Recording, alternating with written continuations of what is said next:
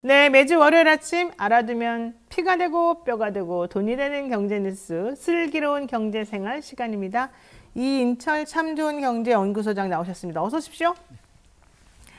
잘 지내셨어요? 일주일 동안? 네. 네, 좀 일주일 동안 좀 살림살이 나아지셨습니까? 어때요, 느낌상? 나아져야 되는데 사실 그 나아진다는 소식보다는 조금 좀 더 무거워져가지고 물가는 사실은 주말에 이제 공중파 TV 보신 분은 추경호 경제부총리가 6월, 7월에는 2% 물가 볼 수 있다라고 얘기했거든요. 근데 사실은 볼 수는 있어요. 지표 네. 물가는. 왜냐하면 기저효과. 지난해 6월에 물가가 6%였어요. 네. 그거를 베이스로 깔다 보니까 상당히 높았기 때문에 낮아 보이는 거. 또 하나가 이제 아마 시중에 운전하시는 분들은 야, 휘발유 가격 좀 많이 내렸네? 휘발유 가격이 좀 떨어져서 에너지 그래요? 가격 하락한 게 영향을 미쳤는데 근데 실질적으로는 지금 먹거리 물가, 서비스 물가 너무 많이 올랐고요. 거기다가 또 꼭 집어서 밀 가격, 라면 네, 가격 네, 네. 내려라라고 얘기했거든요. 네. 이 소비자 단체가 좀 압력을 행사하라라고 얘기를 했기 때문에 네. 지금은 아마 라면 가격도 조금은 내릴 수는 있는데 이게 사실 풍선 효과예요.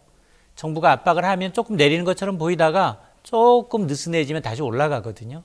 그러니까 지금 당장은 좀 좋지 않은 소식들이 좀 많습니다.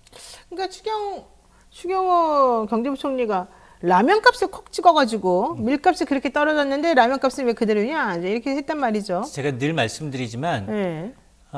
서민들한테 건드리지 말아야 될 물가 세 가지가 있어요. 삼겹살 가격, 삼겹살, 그쵸. 네, 소주 가격, 소주, 그다음에 라면 라면. 가격. 네, 이 세 개를 건드리면 민심이 굉장히 동요해요. 근데 이 세 개가 다 올라가는 다 같이 올라가는 거예요. 다 같이 이게 1, 2년이 아닌 거예요. 맞아요. 그러다 보니까 사람들이 야, 이게 뭐야? 휴가 갈 때 야, 밖에서 삼겹살 하나 못 구워 먹어?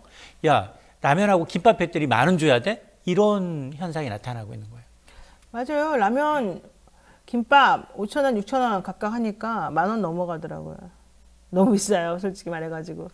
자, 본격적인 얘기 하겠습니다. 미국이 예상대로 이달 기준금리를 동결했습니다. 지난해 3월부터 10번이나 연속해서 계속 올리던 거를 일단 멈췄습니다. 조금 숨고르게 하는 건가요? 아니면 조금 앞으로 더 하락장이 될 거라는 예상일까요? 물론 연내 추가로 2번 더 올릴 수 있다 뭐 이런 얘기 했다고는 하는데 아닐 수도 있죠, 솔직히. 잠시 숨고르기예요. 잠시 숨고르기. 네, 근데 더 갈 것 같아요. 더 가요. 예, 왜냐하면 네. 물가를 보는데 두 가지를 봐야 돼요. 헤드라인 물가라고 해서 진짜로 소비자 물가 지수, 표면적인 거. 우리나라는 458개 품목을 2020년과 기준으로 해서 얼마나 올랐는지를 따지는데 네. 미국도 비슷합니다.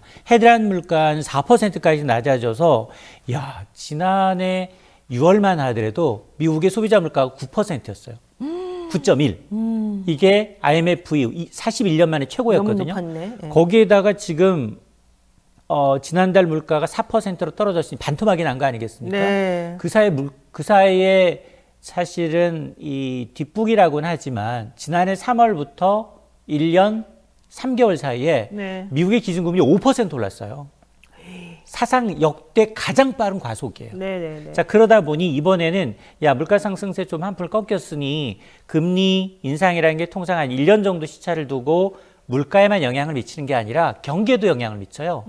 그러다 보니 야, 물가 잡으려다가 경기 잡는 거 아니야? 이런 우려가 있는 거예요. 네. 그러니까 효과를 좀 지켜보자. 네. 이런 게 지금 컨센서스인 겁니다. 맞습니다.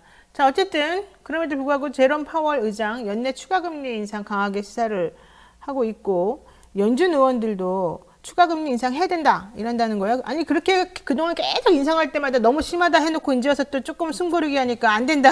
이게 뭡니까 도대체가? 이게 왜냐하면 물가가 앞서서 지표 물가가 있고 헤드라인 물가가 있고 또 하나가 뭐냐?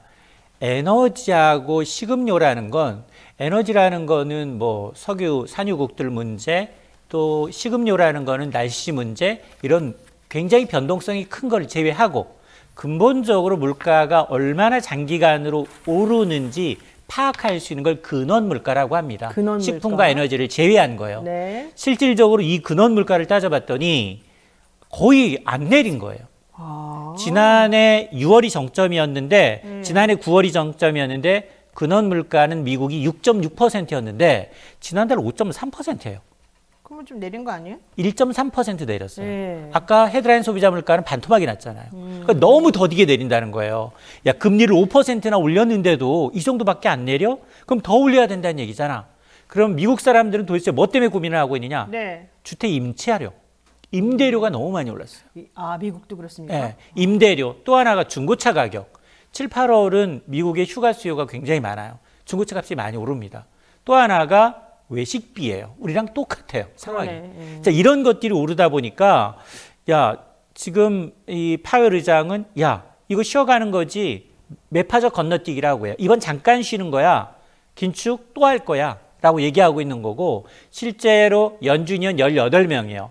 여기에는 투표권을 갖고 있는 사람, 금리 인상 투표할 수 있는 사람이 있고 투표할 수 없는 12개 지역은행장도 있거든요. 18명 전원이 연말, 내년 말 금리 예상표를 속마음 한번 딱 점을 찍어봐 라고 했더니 지난 3월보다도 0.5%포인트 더 오를 수밖에 없습니다 라고 얘기한 거예요. 그러면 야 여기서 추가적으로 베이비 스텝 2번 더 간다는 얘기거든요. 네, 2번 한다고. 예, 올해 안에. 맞습니다.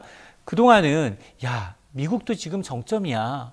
여기서 더 올 수 없어. 왜냐? 지금 금융 상황 안 좋잖아요. 네. 실리콘밸리 파산해가지고 지금 간신히 지금 막아놓은 상황이고 네, 네. 또 여기에다가 상업용 부동산도 굉장히 좋잖아요. 그렇죠. 자 그러다 보니까 또 이제 이 부채 상한도 협의를 했기 때문에 여기다가 달러 채권 발행해야 돼요. 달러 채권을 발행하게 되면 시중 유동성이 또 흡수가 돼요. 이것도 1조 달러이기 때문에 금리를 베이비 스텝 올리는 거랑 비슷해 효과가. 그래서 긴축효가 더 나기 때문에 네. 야 물가 잡으려다 경기 잡는 거 아니야 라는 우려가 있거든요. 그럼에도 불구하고 연준 위원들은 2번 더 가겠다는 겁니다. 자, 그러면 우리나라 얘기를 한번 해봐야죠. 지금 미국이 이렇게 하고 있습니다. 근데 우리나라 시중은행 대출금리가 또 좀 주춤하더니만 또 내지면 떨어지는 것처럼 하더니만 아니네요. 이제 올라가네요. 또 계속해서. 지금 아마 네. 기사를 정확하게 보셔야 돼요. 최근 여기 금리 동결하고 한은도 금리 동결하고 난 다음 특히나 5월 말부터 6월 초 사이에 엄청나게 빠르게 대출금리가 오르고 있습니다. 아, 또 올라요? 우리 오르고 보고 이제 있어요. 내린다고 막 갈아타라 그랬는데. 고정금리 혼합형이 3%는 자리를 감췄어요. 왜냐? 은행채 발행 물량이 엄청나게 나오고 있습니다. 은행채. 네. 왜냐하면 지난해 이제 이 레고랜드 사태 때문에 가능하면 한전도 지금 전기요금 인상 못하니 지금 한전채 발행하고 있거든요. 네. 선호도가 굉장히 높아요. 트리플 A이기 때문에 은행채도 그렇고 그렇죠. 그러니까 은행채 발행하지 못하도록 조금 묶어놨어요. 그런데 은행도 마찬가지로 채권 만기가 돌아오면 이걸 다시 발행해서 메꿔줘야 돼요. 그 수요 때문에 은행채 발행 물량이 엄청나게 늘고 있습니다. 은행채 발행 물량이 늘고 있다는 건 시중은행의 수신금리가 올라가고 있다는 얘기예요. 수신금리가 올라가고 있다는 건 대출금리가 그대로 반영됩니다. 여기에다 또 청년 도약계좌 내놨잖아요. 네. 이거는 아무리 뭐 기본금리 4.5에다가 가상금리 넣는다 하더라도 연 6%예요. 역마진 나는 겁니다. 그러니까 이러다 보니 은행은 은행채 발행을 더 늘려야 돼요. 자 그러다 보니 지금 이 고정금리 이 혼합형이라고 하죠. 요게 트리플 A 은행채 금리가 이미 4% 넘어버렸어요. 거기다가 은행은 대출해 줄 때 가상금리 마이너스 이제 각 개인별 신용도를 반영한 우대금리 빼주는데 네. 그러다 보니 3% 자리를 감췄습니다. 그러니까 아마 시중 창구에 가시면 새로 대출을 받는다 하더라도 대출금리 안 내려갑니다. 그러면 참 뭐 죽어라 하는 것 같은데. 여기에다가 그래서. 이제 미국이 다시 한번 2번 더 금리 올리겠습니다. 이 심리적 영향까지 받는 그럼 막 거예요. 철퇴가 내려질 것 같아요. 네. 자, 그런데 불구하고 추경호 경제부총리 어쨌든 이번 달 소비자 물가 상승률은 2%대로 낮아질 거다. 우리에게 뭐 좀 희망을 주겠다는 걸까요? 아니면은 이게 그러니까 앞서서 제가 말씀을 드렸습니다만 지표 물가가 지금은 낮아진다 하더라도 소비자들이 전혀 체감할 수 있는 게 아니에요. 왜냐하면 전기요금 2분기에 킬로와트당 8원 올라서 4인 가구 기준 월 한 3,000원 정도 부담 늘었다라고 해서 전기요금 인상이 소비자 물가는 0.1% 끌어오는데 그친다라고 했지만 이걸 누적으로 보면 전기요금 지난해보다 5번 올랐어요. 40% 올랐어요. 아이고. 40% 올랐죠. 네. 여기에다가 여름철에는 가정용은 누진제가 적용이 돼서 그렇죠. 에어컨 많이 틀면 기하급수적으로 올라가요.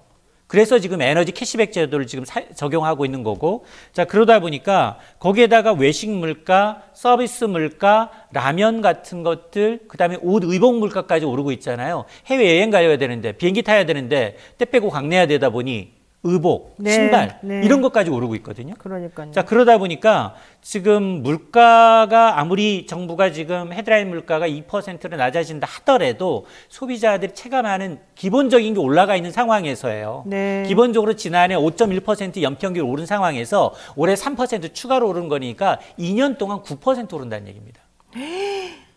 전체 물가가. 알겠습니다. 네. 지금 뭐 우리만 그런 게 아니고 호주, 캐나다도 기준금리가 더 올라가 있는 상황이고요. 미국도 뭐 동결 잠깐 했습니다만 또 앞으로 2번 이상 계속 올린다는 얘기라서 전 세계적으로 좀 계속해서 올라가는 예외가 딱 2개가 있어요. 어디요? 중국하고 일본. 일본의 엔저가 엄청나지 않습니까? 일본은 왜 그러는 거예요, 도대체? 일본은 금리를 올릴 수가 없어요. 왜요? 부채가 너무 많아서 국가 부채가 너무 많아서 올리면 일본이 나라가 메꿔야 하는 이자 부담이 네. 어마어마합니다. 그러네. 그래서 일본 은행장이 바뀌었는데도 불구하고 완화적 통화 정책 기조 유지하겠다. 단기 금리는 마이너스 0.1, 10년물 금리는 제로예요. 이게 우리나라 이제 아마 부동산 이제 사시려는 분들 미국 가면 깜짝 놀랄 거예요. 네. 이제 일본 가면 너무 싸서. 일본의 모기지 금리가 1%대예요. 우리 이 기회에 일본에 한번 집을 마련해 볼까요? 그래서 일본이 잘하는 게 막 금융이에요. 우리 저축은행 다 일본계로 넘어갔잖아요. 사실은. 맞아요. 걔네 싼 금리 갖고 와서 우리한 장사하면 장사가 없어요. 아니 그래서 요즘 사람들이 엔저가 너무 심하니까 지금 빨리 엔화를 사야 된다. 지금 저는 비춘데도 불구하고 실제로 엔화 투자하겠다고 맡기신 네. 분들 그리고 일본 여행 가시는 분들 수요가 1년 전에 비해서 5배 늘었어요. 그러니까 제일 싸잖아요. 딴 데 너무 비싸서 못 가요. 왜냐하면 네. 100엔당 지금 1,000원 넘었었거든요. 지금 네. 910엔대예요. 910엔대요? 910엔대. 꼭 그러니까 사야 일본 되겠네. 가야 되겠다. 차라리 주말에 제주도가 아니야 물가 너무 비싸. 가느니 일본 가겠다는 어차피 분 비행기 타는 건 똑같아요. 똑같은데. 네. 근데 이제 거기는 렌트값부터 시작해서 성수기면 그 숙소값이 굉장히 많이 올라서 그쵸. 물값도 많이 비싸가지고 물가가 비싸서 일본 여행 가시겠다는 분들이 너무 많아요 주위에. 나도 생각해봐야 되겠네. 아니 그래도 제주도 가주세요. 그래요? 네. 알겠습니다. 내수 활성화 차원에서 3만 원에서 5만 원 지금 할인해주고 있어요. 알겠습니다. 자, 이 얘기들 잠깐만 살펴보겠습니다. 외국계 증권사 SG발 주가 무더기 폭락 사건이 2달 전에 일어났었는데 어제 지난주였나요? 갑자기 목요일인가 금요일인가요? 갑자기 14일, 예. 무더기 하한가 어떤 종목들 특별한 종목들이 무더기 하한가를 기록했습니다. 이거 무슨 상황인지 설명을 좀 부탁드리겠습니다. 그렇습니다. SG발 이제 주가 폭락은 사실은 외국계 증권발 8개 종목이 한꺼번에 8개 종목이 한 창구를 통해서 쭉 나왔어요. 근데 이거는 박림, 동일산업, 만호제강, 대한방직은 4개는 유가증권시장 코스피, 1개 종목, 동일금속은 이제 코스닥 종목이에요. 근데 14일 날 갑자기 오전 11시경부터 비싼 종목이 조금 더 시차를 두고 마이너스 30% 똑같이 떨어져요. 5개 종목만 시가총액이 5천억 원이 허공으로 증발한 겁니다. 왜 그런 거예요, 갑자기? 4월에는 8개 종목이, 네. 5월, 6월에는 5개 종목이, 이러니까 제2SG 사태 의혹이 제기됐는데, 네. 그러다 보니까 한국거래소가 좀 빨리 움직였어요. 당장 15일부터 무기한 이 5개 종목에 대해서 매매 거래 정지됐거든요. 네. 자, 공통점과 차이점이 있어요. 네. 4월과 대주주 지분이 굉장히 많아서 정말 유동 주식 수가 작구나. 주가 조작하기에 딱 안성맞춤인 종목들이었고요. 네. 또 2년부터 최근 2020년부터 2, 3년 동안 주가가 꽤 많이 올랐네? 라는 종목이에요. 2~3배 이상 오른 종목들입니다. 네. 차이점은 뭐냐? 매도 창구가 SG증권, 소시에테 제너럴이라는 이 증권사 하나를 통해서 일어난 게 4월이었다면 네, 이번은 국내 증권사 여러 증권사가 동시다발적이에요. 그렇죠. 여러 개 증권사가 국내 증권사는 이 차액 결제 계좌 CFD 계좌를 서비스를 하지 않아요.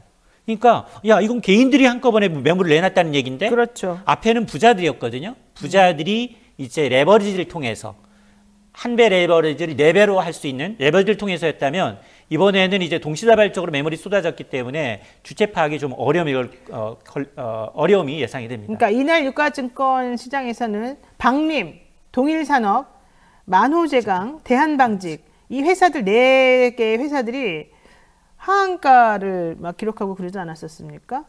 근데 이게 되게 특이한 게 여기에 주식 카페가 개입이 돼 있더라고요. 맞습니다. 네이버 주식 카페. 맞습니다. 여기에 지금 한 6,500여 명의 회원을 보유하고 있는 한 주식 카페 운영자예요. 운영자가 그 배후로 지목을 받고 있거든요. 그래서 이미 검찰은 강 씨에 대해서, 운영자 강 씨에 대해서 출국 금지 신청했고요. 네. 그리고 압수수색 갔어요. 주거지까지. 압수수색까지 했고, 지난 주말에 나온 소식을 보게 되면 이 카페 운영자 강모 씨가 시세 조정으로 얻은 부당이득 규모가 100억 원을 넘는다. 라고 이제 검찰은 추정을 하고 있는 상황인데, 여기가 이제 지난해부터, 여기는 사실 가치 투자를 표방하는 거예요. 그래서 소액 주주 운동한다. 라는 묘명하에 이 5개 종목을 지난해부터 계속해서 이제 사고 팔면서 주가가 점진적으로 올라왔다는 겁니다. 근데 운영자 강 씨의 이력도 있어요. 네, 보니까 이런 주가 조작 벌여서 대법원에서 벌금형까지 선고를 받았습니다. 집행유예도 있었어요. 집행유예를 받은 적이 있어서 이분이 이제 이러다 보니까 언론에 초점을 받다 보니까 일부 언론과 인터뷰를 했어요. 아니다. 내가 주가 하락의 주범 아니다.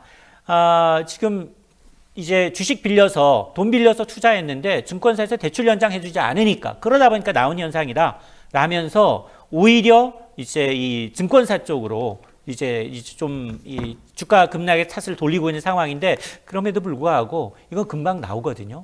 근데 이 사람 난 좀 이상한 게 이게 원래 박림, 동일산업, 만호제강, 대한방직 그리고 코스닥에서는 동일금속 이 5개가 지금 이렇게 11시 정도부터 갑자기 착 떨어진 거잖아요. 맞습니다. 근데 이 사람들 이 주식 카페 운영했던 이 사람이 그동안에 자기네 이 주식 카페에 들어와 있던 회원들을 대상으로 해서 내가 하나 특정 종목을 골라주마. 여기는 이 대주주 지분이 이 소액주주 지분보다 낮으니까 우리가 조금씩만 투자해가지고 얼마든지 경영권을 뺏어올 수 있다. 맞습니다. 근데 지난번에도 한번 시도했다가 실패한 건데 이번에 한번 같이 해보자라고 해서 이번에 들어온 거였어요. 그러면서 사실은 이렇게 저렇게 끌어모아가지고 한번 해보자고 했는데 그 사람들이 막 100억씩 내고 막 그랬다는 거잖아요. 맞습니다. 근데 알고 봤더니 그 대주주 지분은 훨씬 더 컸고 소액주주들이 아무리 모아도 안 되는 건이었단 말이에요. 이 사람 거짓말한 거 아니에요? 그러니까 이게 뭐 조사하면 당연히 나올 거예요. 근데 이제 이들 5개 종목이 중소형주로 시가총액이 한 3천억 내예요. 네네. 그러면서 앞서 말씀했던 것처럼 부자들을 대상으로 해서 한 100억 원만 있으면 경영권 확보할 수 있다. 네. 이렇게 얘기를 한 것 같아요. 그렇게 막 싸우고 부추기고 그렇게 한 것 같고 네. 딱 그렇게 되면 주가가 계속해서 앞서 제가 얘기를 했습니다만 4-5개 종목이 주가가 뭐 200%, 300% 가까이 올랐기 때문에 다시 조회 공시 들어가요. 그리고 이제 해당 기업들의 경우에는 이런 일이 나오면 똑같은 앵무새처럼 똑같은 얘기예요. 우리는 관련이 없다. 이상 현상을 파악하지도 못하고 네. 그럼에도 불구하고 이 주가가 오른 틈을 타서 이들 기업들의 경우 일부에는 또 매도해요. 매도해서 이 경영자들, 이 굉장히 이제 주주들이 대주주들이 이득을 보거든요.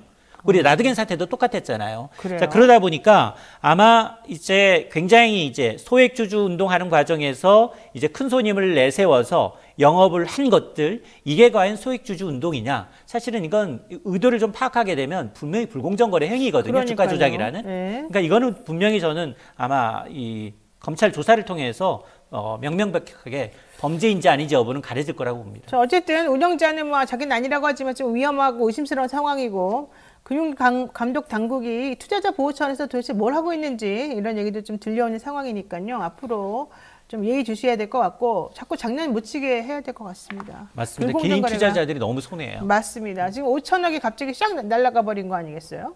내가 뭘 잘못했다고? 그냥 가만히 있었는데 갑자기 날아간 거예요? 갑자기 올라갔다가 갑자기 내려갔다가 우리가 당해낼 수가 없습니다. 그러니까 우리는 정상적으로 제대로 된 거래를 하는 수밖에 없는데 어쨌든 조심해야 될 것 같습니다. 그리고 제발 금감원 등등 투자자 보호 좀 해주시고 다 끝나고 난 다음에 딴소리 하는 거 이런 거 하지 마시고 미리 예방을 좀 해주시기 바라겠습니다.